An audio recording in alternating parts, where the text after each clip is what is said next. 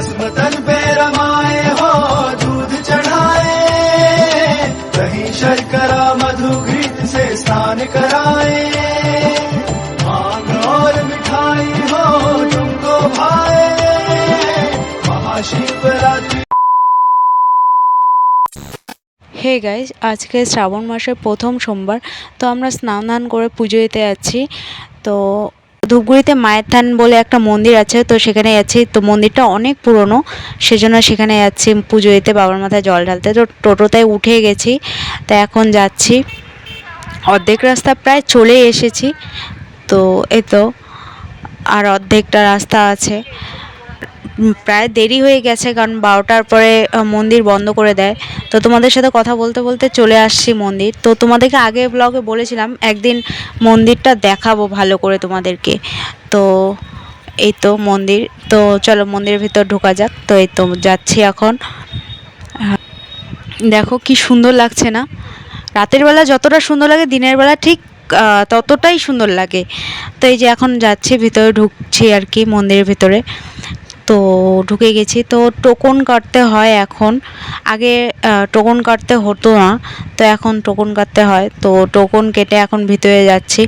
তো মা সবাইকে আর কি ভোগ দিচ্ছে, সেই জন্য মায়ের মন্দির, মায়ের মুখগুলো বন্ধ। তো এখানে অনেক ঠাকুরই আছে, তো তোমাদেরকে দেখাবো পরে। তো চলো বাবার মন্দিরে ঢোকা যাক। তো বাবার মাথায় আগে জল ঢেলে নিই, কারণ 12টার পরে মন্দির বন্ধ করে দিবে। প্রায় 12টা বেজেই গেছে বলতে গেলে, তো অনেকটা দেরি হয়ে গেছে। তো এই তো এখন যাচ্ছি।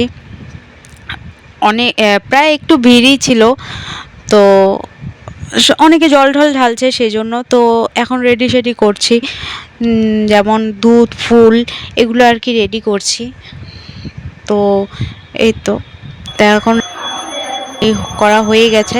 তো এখন বাবার মাথায় জল ঢালবো।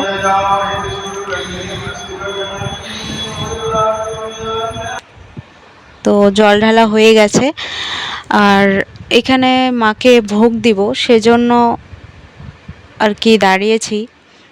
তো এই তো দাঁড়িয়ে আছি। তো ভোগটা দিলাম।